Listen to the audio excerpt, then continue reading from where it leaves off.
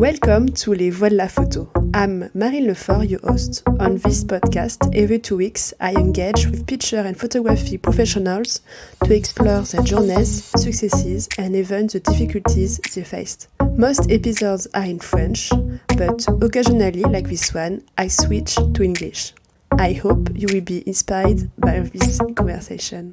Bonjour à toutes et à tous, je suis Marine Lefort et vous écoutez Les Voix de la Photo. Hello everybody, I'm Marine Lefort and you are listening to Les Voix de la Photo.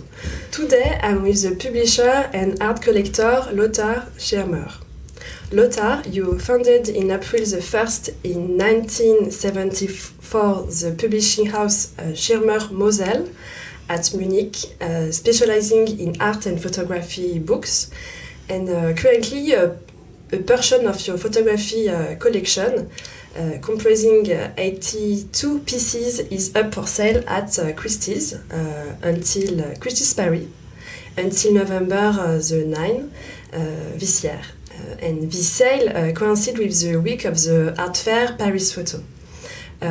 Today we will speak about this significant sale, but first I would like to begin our interview from the beginning.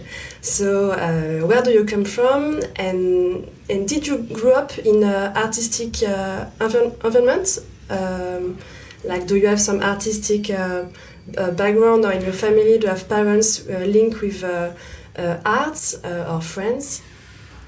Well, the beginning is more or less painful. I'm not from an artistic family. German people were raised in the military tradition, more or less, during the Third Reich. And I was born in 1945. My mother was a tailor.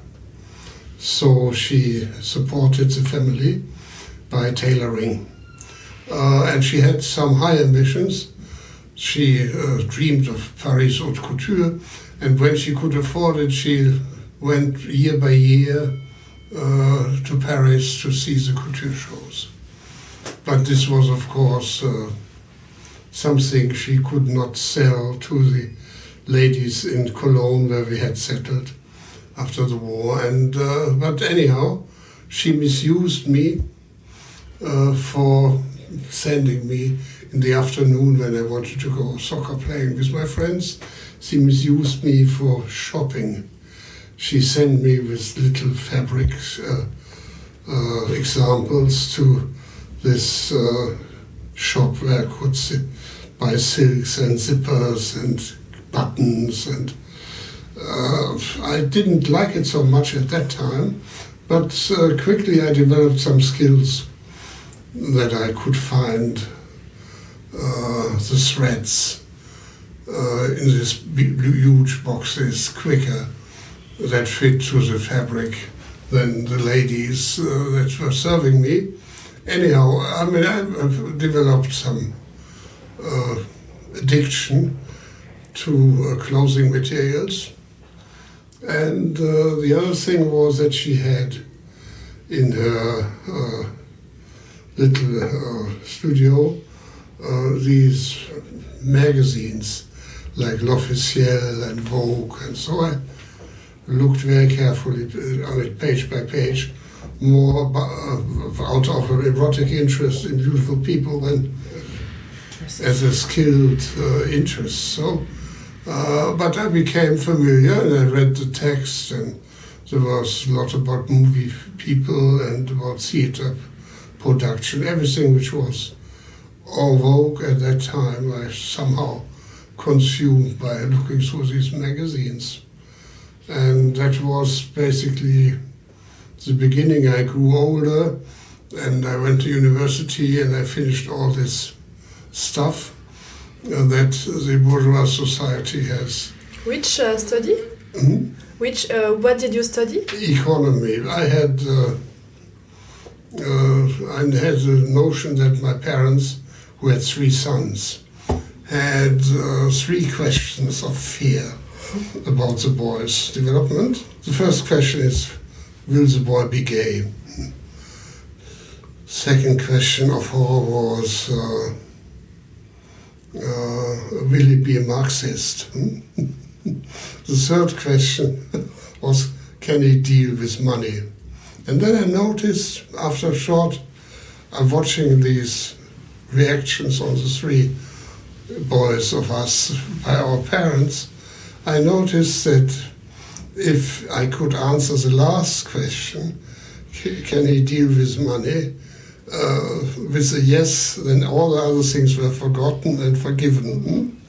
So to make my life a bit easier and the life for my parents, I said, allow me to start to study economy, so that the fear that they had an artist in the family and who couldn't help himself and would suffer from poverty, was banned for a while. And then I studied economy, which was a pretty boring thing, and then I noticed that there was something better than collecting money. It was collecting art. And I started visiting the local artists that I knew or that I had heard about. And when I was 18, I was very advanced in my tastes and skills and ambitions in contemporary art, and I visited within 6 months in the summer. In November I traveled to Rome to visit Twombly, the American painter, and I came home with a drawing that I had bought, and I was proud like duck in water. And then I made the second step, which was in '65 beginning. I wrote a letter to Joseph Beuys, the German photographer, sculptor, who also plays a role in my collection here of photos, because he was a very photogenic personality. And then I had access to two great personalities, which I could understand after I knew them, because the work was debated and difficult to understand. But by knowing them and how serious they were, I had not the slightest doubts that digging into this work would be of high value for my... And at this time, do you know what you wanted to do, like as a living? Because I think it looks really beautiful to meet all these artists, but how do you manage to meet all these people, all these artists? And I had I worked a lot. I did the accounting later, after doing the shopping. I did the accounting for my mother's shop, and had always a little side money, which was different from pocket money, and this gave me access to all the information, so I could buy the magazines, I could buy the catalogs. There were not as many as there are today, but there were a few, and it was also it gave me the possibility to travel. So when there was an exhibition in the next town, I could take the train on the weekend and go see it. And then you start like a soccer player. You could go through an exhibition, there are 100 images or paintings or works, and you may not be able to buy one, but you make a list of which one you would buy. So there was a kind of amateurism at the beginning. And then after a while, when my income increased a bit, I said I should go now and buy some art. So this was a bit in the German art world a kind of curiosity at that time, but because I was a young man, young kid, but it was like the next generation that showed up on the scenery.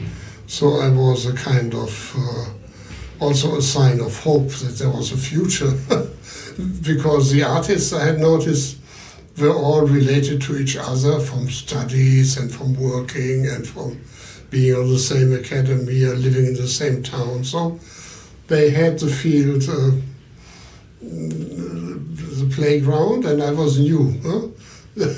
And nobody thought I was a game changer, but I mean, it was an interesting experiment to see how this young man would develop. And when I had finished university, then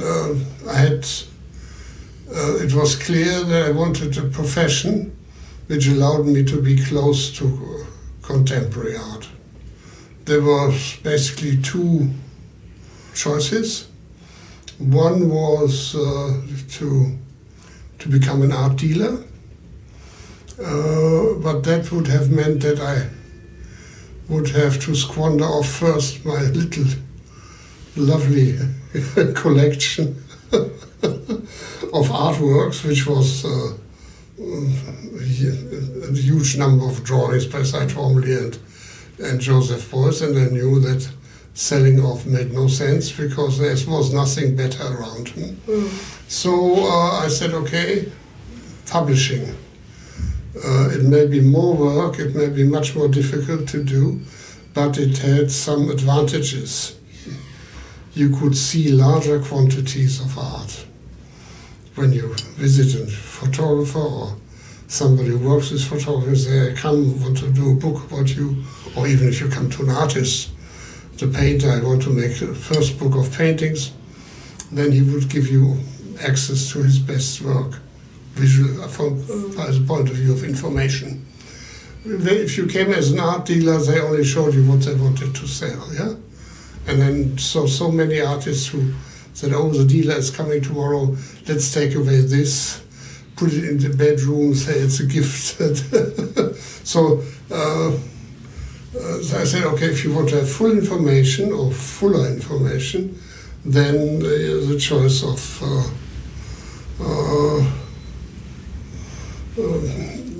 this profession would be a good one. The choice of a profession for any person is the most crucial thing. I saw so many proud fellow students who ended up somewhere where they were not happy with because they had to do something they were not physically or psychologically interested in it. So that they, I took that as a experience that I had from diving to the art world a bit, and then And how did you start? Like what? Because I think it's not easy to say, okay, now I will be a publisher, but... Yeah, well, it's very simple. You go to the tax office and ask for a license. They charge you €5, and then you have to give them the yearly tax forms. But, I mean, the problem is, of course, how to start. And when you're young, you think... I started my travel through the art world also on my own. Of course, I had some friends to discuss it with, also some teachers at the gymnasium who were also interested and supportive in a way. And so I said, okay, if you manage this with Joseph Beuys and Twombly without knowing anything about it, then you can also start the métier of publishing. And I started shortly after I had my final exams, and I made a very beautiful book with first pencil drawings, early pencil drawings by Joseph Beuys. Beautiful book, but it was a big disaster because the colleague in university, an art historian, who had promised to write me a breathtaking text, never finished. So in the end I had the printed plates, but no text. And then Beuys said, oh, come on, this has to be published now, otherwise other projects will come first. And then he wrote me a text, handwritten, and so it was printed with his text. It was a fragment, but a very beautiful fragment of what I had in mind, yeah? And then I said, okay, it doesn't work the way you had imagined, and you have to make a better and more professional approach. Then I took my university exams and the Beuys book and applied. I wrote applications for jobs, and I wrote to those publishers in Germany that I admired on one side, and on the other side I admired because they were successful. And I wrote 20 letters and 20 parcels with the book and the copies of the university diploma.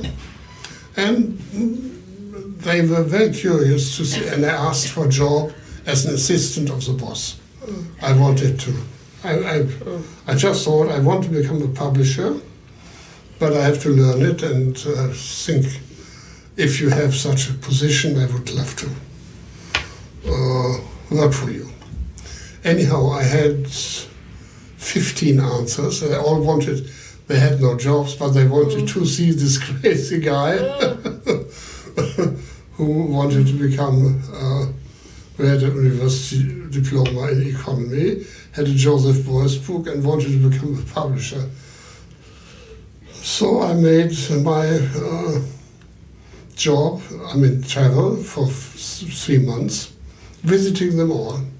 And I think they were as crazy for me as I was crazy for them. Yeah, I took the best, the publishing job that was offered to me with the best honorarium. It's the best. What is the word for it? It's the best payment. And they always said, "Oh, you come from Surkamp. This is a very distinguished publishing house. This has to be reflected by a low payment of."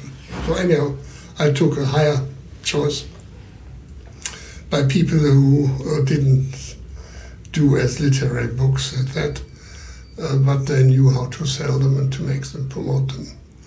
And then I worked there for 2 years, and after 2 years I've noticed I've lost my respect. I had thought that books are holy, and then I saw how they've managed to come into existence, how many people wrote on flapjacks and whatever. I noticed it was like cooking in the kitchen, and when I knew how to cook and lost this holy secret aura, I said, okay, now it is the right moment to become independent and to start your own thing. Then I met Mr. Mosel, who thought I was a specialist, and I thought he was a specialist. He was a graphic designer, advertising. So we said, okay, let's do it. And then I had noticed that with art books it was very difficult because the market was very small. And even if you do a book on at that time, in my eyes, world famous artists like Beuys and maybe Twombly, then you would sell just 500 to 600 copies minimum, yeah, which was too little. And then photography came up, was around and I started, I knew a great photographer whom I had from my Düsseldorf artist connection, which was Bernd and Hilla Becher, the couple who made these industrial buildings documentation. They came up with a wave of conceptual art, but basically they were documentary photographers and understood themselves as those. And they had all the history of photography at hand. They had also the heroes and saints, and like Ajay. And then I knew, oh, this is a work of, is a great work, and you can do 40 books about it. And it's a program for life, so to say. And this was what I was looking for. And then he said he was a skeptical man, and I have no idea whether he meant it, what he said, but he said it. He said he wouldn't agree to make a Becher book with me unless I did this August Sander book first.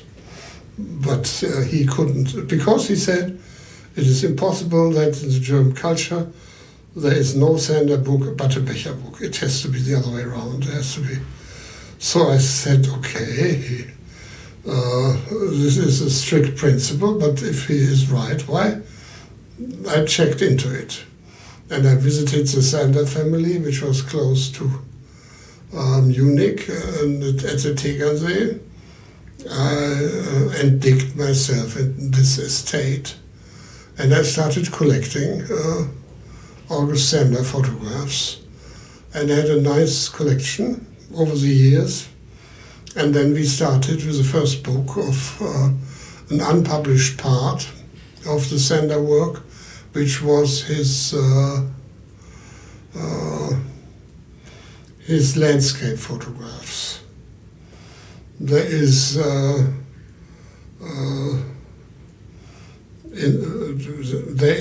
legend. I think he has done it all his life long, but of course he concentrated in the 30s about it when he had these political troubles with the Nazi party and the Nazi government. And anyhow, it was the Rhine Valley from Mainz and Koblenz up to Cologne. Very beautiful landscape, totally spoiled by photography for postcards. But he had a view of it which was very careful and loving and delicate and slightly distorted from the postcard cliché. But of course I knew that between Mainz and Koblenz and Cologne, hundreds of thousands of people would perhaps like it or see it. So I noticed that there was in photography the ambivalence of great art and a kind of, which we call in Germany Heimatkunde, that it gives you a history of your own environment. So the historical input in photography should not underestimate it, as Walker Evans did with American photographs and so on. And so I said to myself, okay, this may be a concept that works, and it worked somehow. I mean, we had young art historians, and young art historian who was a very good professor later, who knew also this landscape very well and said it was the most beautiful landscape he knew, and he was willing to write this text, which was a good contemporary text by a contemporary artist on landscape photography. So there was an ambiguity between a photographic work and intellectual text. So, and that was... this book was for the German market? Or yes. It was... Well, I obviously tried to sell it everywhere, but I mean, at that time in Europe, I was at the Frankfurt Book Fair the first time, and there was about 20 people from the international publishing world. They all came by, they were interested in photography, but they couldn't deal with it financially, but they loved it. So I had them. There were curators, and there was sometimes there was Mr. Del Pier coming by. So I mean, it was noticed by the people who knew about it. And though I had, so I was in the circle somehow. And then I started going ahead. And the second book that I made was a book on a satirical, a man who was made satirical drawings at the end of the century in Berlin, very famous for proletarian subjects.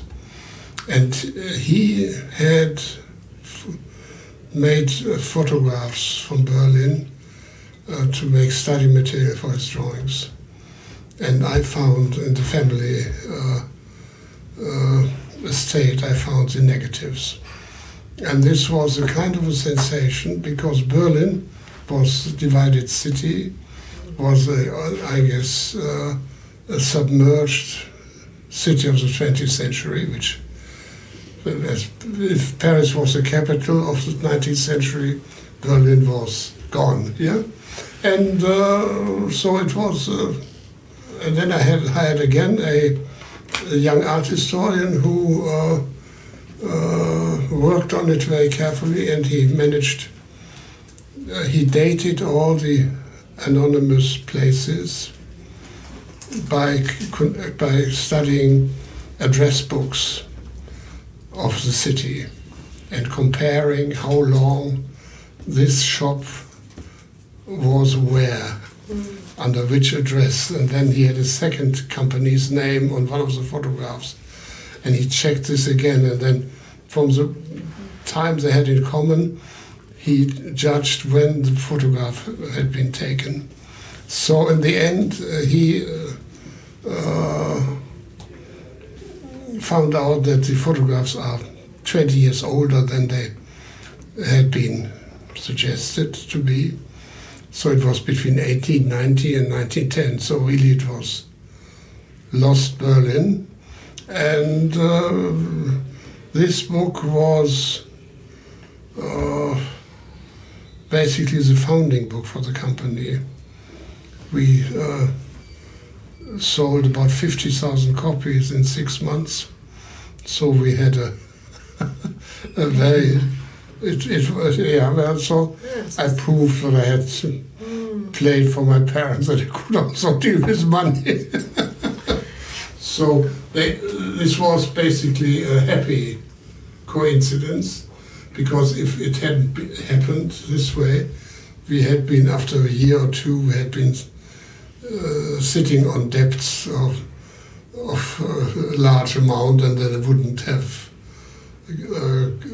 go ahead. And with this Zille book, Heinrich Zille was the name, and there was a German immigrant whom we all know.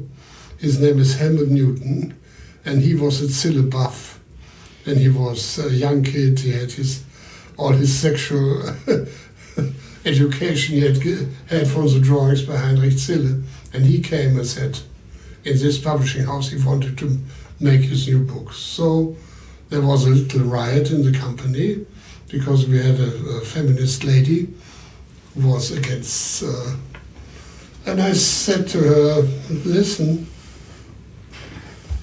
erotic photography is one of the compelling energies which is in the success of the medium, the erotic interest. And I tell you, we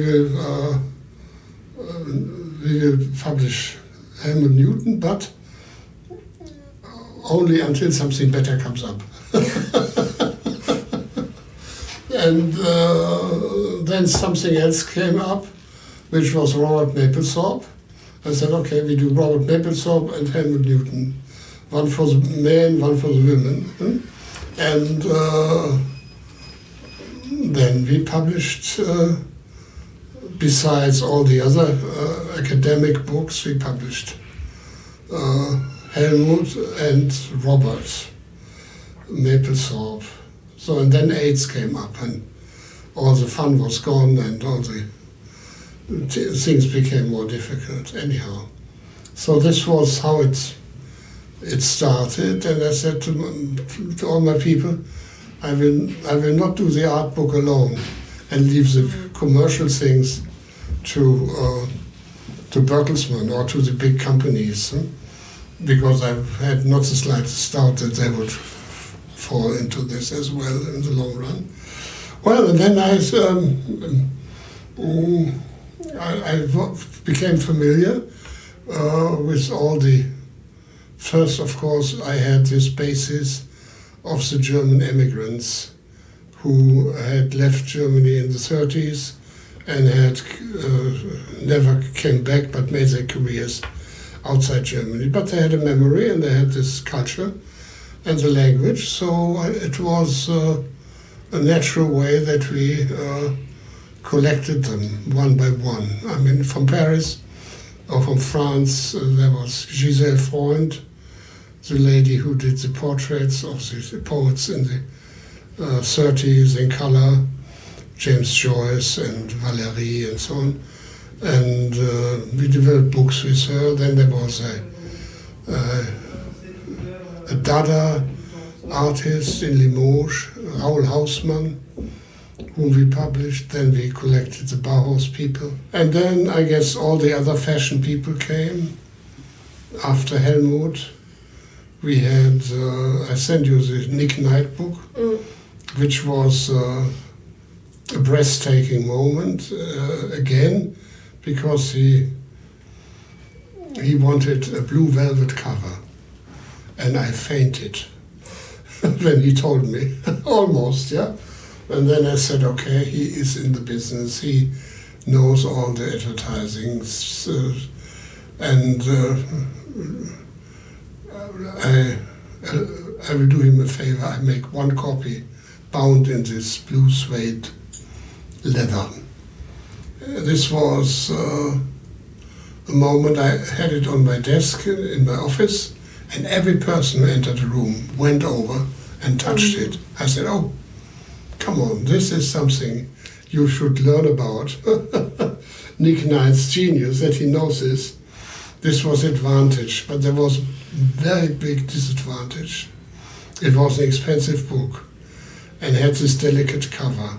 When I came to New York, I always went to the library of the Museum of Modern Art, looked at what books they had on the shelves. They hadn't Nick Knight. And then I discovered it. They had a special cupboard made with a glass, and it was locked away.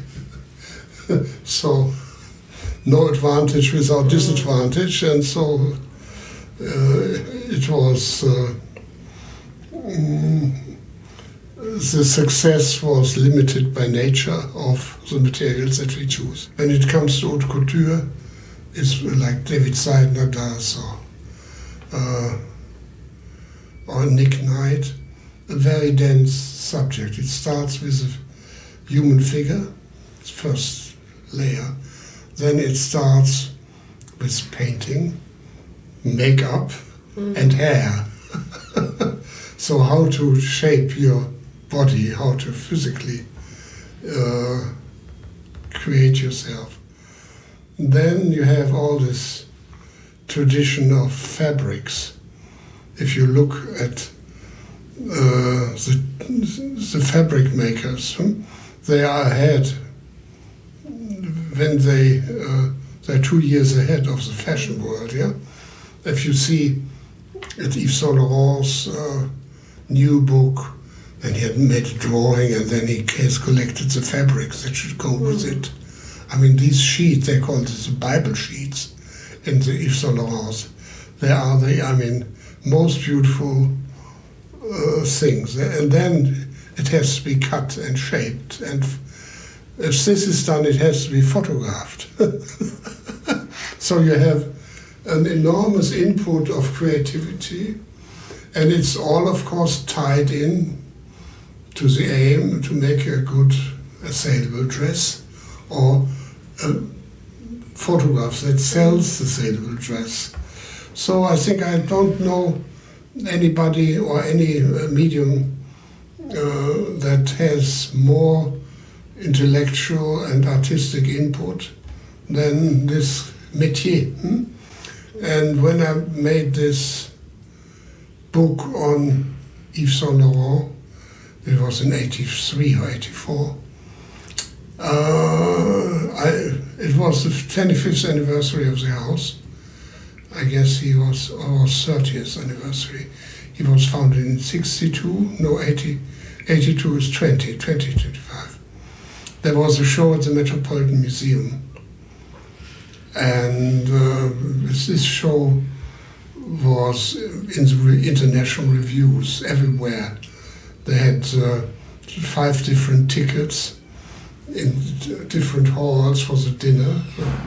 And at the end, he walked through the 5 halls and greeted the guest. And I thought, oh God, what kind of books they may have produced for this.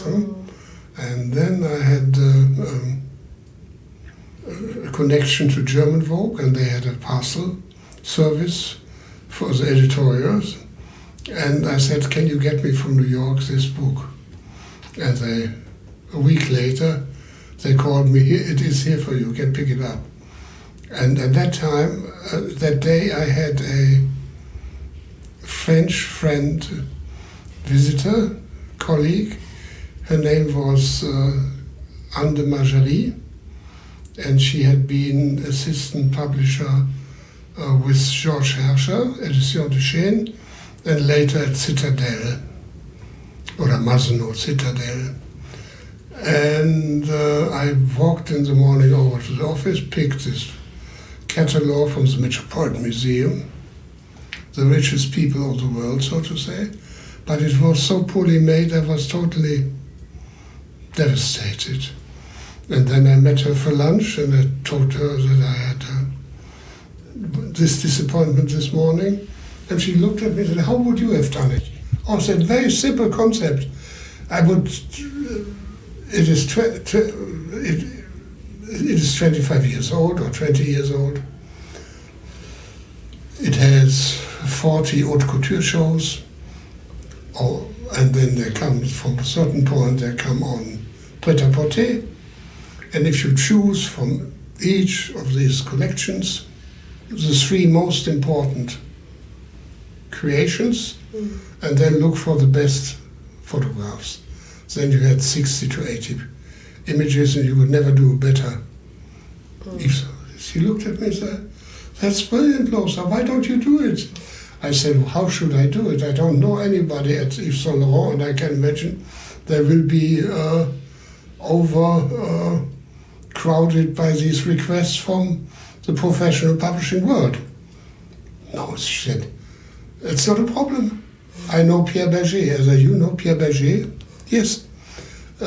We are together in the Société des Amis de Jean Cocteau. And I talked to him, and a week later I had an appointment with Pierre Berger. And I explained him the concept, and he said, yes, go ahead, quicker, faster. But the problem is we don't have the photographs. The only thing is what we have is clippings. What is clippings? Press clippings, cutouts from the magazines. I said, this may be the minor problem. And they had a room filled with an archive for each couture show creation. They had the materials and the press resonance. And then I said, okay, I have to go look through all of them here, and we make a choice. Then they gave me an assistant, and I sat there for 3 weeks, and we went through all these things and marked, took out, wrote cards. And then I sent a photographer who photographed for me these papers. so that I have a visual document. I had about 450 choices, and to each a card. And then I had to write to all the photographers or to the editorial offices to get these images. This took a while. And then we had a first draft of a layout, and then I brought it to Paris, and they said they should to Yves Saint Laurent, and I should pick it up again in a week or something. And then in a week I got my layout, and they said Yves Saint Laurent thinks that there are 20 photographs missing. I said, which ones? Yeah, he made drawings. And then he had made drawings of the photographs that he was missing, that he remembered was missing. And he signed them with the date and the name of the photographer. So he had a brain. So I guess, okay, we have to open a second round to get all the to get the missing images. And I guess I found from the 20 I found 15. And the rest, the other 5, is the secret of my métier. We reproduced, after retouching them extensively, from the press clippings. So nobody ever knows except me what is published from the original, what is published, and who are the 5 things that are basically copies from the copies. Anyhow, this was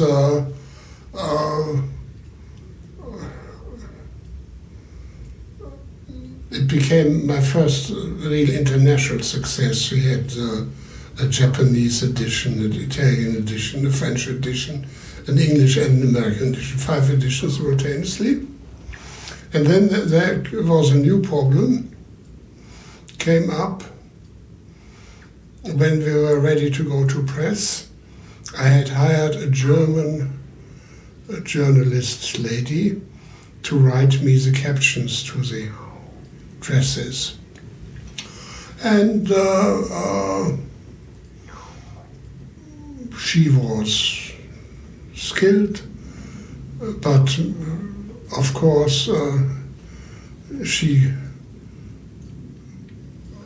had her own cliché ideas. And then to make things safe, I sent them to Pierre Berger, the captions. The text had been written by Marguerite Duras. She was at that time very famous and wrote a nice poetic piece on Yves. And anyhow, I didn't hear back, so I said it's all okay. I gave the text to the co-publishers. I got translations in Japanese. And then the week before I wanted to go to press, I had a phone call from Gabrielle Bouchard, which was the lady in charge for the press department, that I should come to Paris to discuss these things. I said, why should I come? Yeah, there are mistakes in it. Okay, I said, any mistakes we will of course correct. Why don't you just send me the copies of the captions that have mistakes? And we will correct it. Don't believe a minute that we would not do what Mr. Berger requested us to do for his book. Good. Then the fax machine started, and it was about 120 images, and I think I received about 115 pages with corrections. So I sent telegrams to all the publishers. It was that unfortunately, we have to postpone. So anyhow, then this was done and settled, and when I had a finished copy, I came to Paris, brought it to the office, Mr. gave it to Becher, and Becher said, wait a minute, this is beautiful, I have to show it to Yves, and ran away half an hour. After half an hour science, he came back, said he's happy. Great. So it was correct, and the happiness of the company was secured. And I think it's a big question, but in your perspective, how the photography books industry or art books industry has evolved through the time, in your point of view, what was difficult and what is difficult now, if you have an idea about the big evolutions and the main difficulties. Well, I mean, we have of course the IT evolution, and this will in the end, the quality of reproductions will be very similar. In every country, in every printing machine, they have the same technology. Of course, it is a bit like music. If you play an instrument, some play it better, some play it.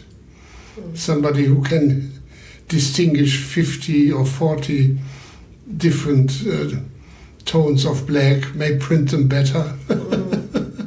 But this is all done by technology today. I mean, then we had our early books, then they were in the big printing shops that we used. There were only a few people who could really play the machines like a conductor plays an orchestra. But this may be equalize, so that you have the same, that you have not so much a variety. But the variety is, of course, only interesting for people who can see it. If you don't see it, you don't miss anything, which is the mental problem of our métier. If we don't print very good, I mean, there are only a few people who may see it. Probably the photographer, who has an own idea of what he wanted to do, which he is never satisfied what he gets, may have other ideas. On the other hand, there are many new ways to produce books. I mean, colors, inking, papers. And it's all this combination of all the 3-4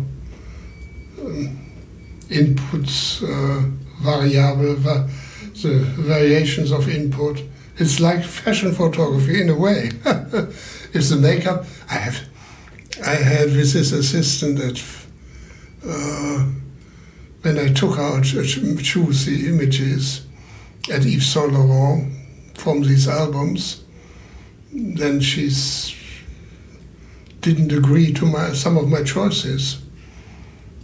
And I asked why. It's a beautiful photograph. And there was just a little folding in the stockings, which made it unbearable as a professional fashion photograph. One little tiny mistake, as if you had a wall painted and there was something incorrect. So it is again a highly personal thing, and people. But the problem is that the quality you achieve is dependent from the effort you make for control. And then you have again this question, how expensive can this be? What will be paid by people who do not know the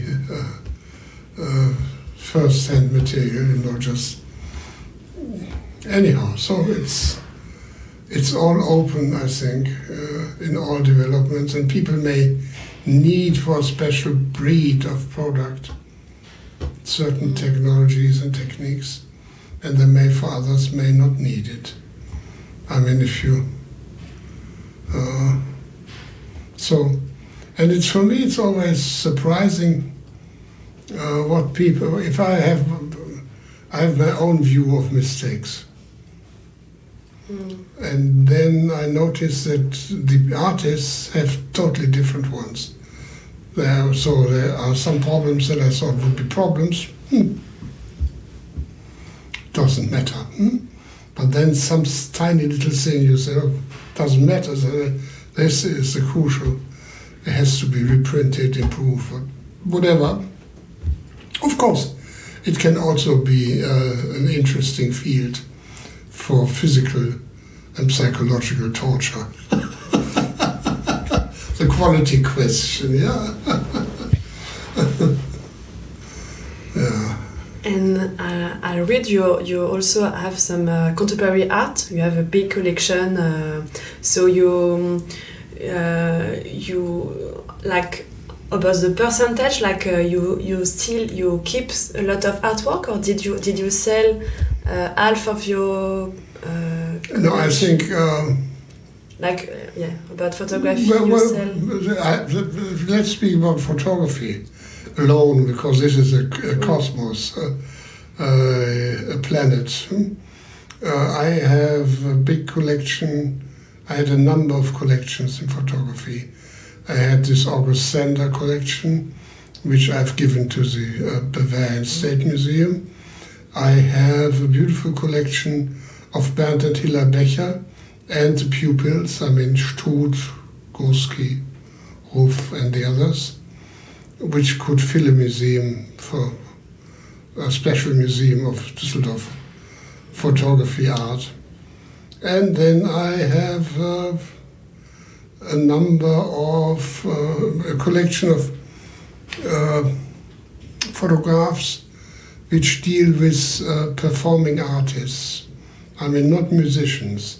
I mean, the painters like Yves Klein's posing with a globe, and the photographs that he had made to document his painting sessions. So, I mean, some kind of action painting. But I don't do it in a weird style. I choose single things. And some of these from the performers' photographs are also, I sneaked in here, like Cindy Sherman and Andy Warhol on his sofa, and he was producing the bad boy who didn't take the shoes off. So that's the, but anyhow, basically I collect books, subjects for books, and the paper is of certain skin-like quality, so I'm a paper fetishist too. Yeah, I understand. For people who want to become a publisher in art and photography in 2023 or 24, do you have some advice or some things to don't do? Like, do you have some intuition you can give? Of course, if I would have the possibility to start again with my knowledge that I've acquired over the years, it would look different here. But with all the mistakes and the correction of the mistakes by thinking about them later, I mean, it is an experience, a travel experience. You don't know when the rain will kill you or when the rain is it's just pleasant. You have to find it out. Otherwise, but I would if you are a curious human being, you will see so many things if you start publishing, not just pictures but also literature, and so many strange and interesting characters who do their work, the métier, that I would prepare to any accountant in any electricity work. I would say, humbly adoring my father too, who had done so, kind of. But I mean, the choice of a profession is a very crucial choice. Thank you. Mm-hmm. Okay. And thank you Lothar for your time. Thank you for all the advice, for all the insights into your careers, all the details. Thank you. Thank you for tuning into Les Voix de la Photo today. To help the podcast reach more listeners, I encourage you to leave a comment and give a 5-star rating on Apple Podcasts. Feel free to connect with me on Instagram, LinkedIn, and Facebook to share your thoughts about this episode. Until next time.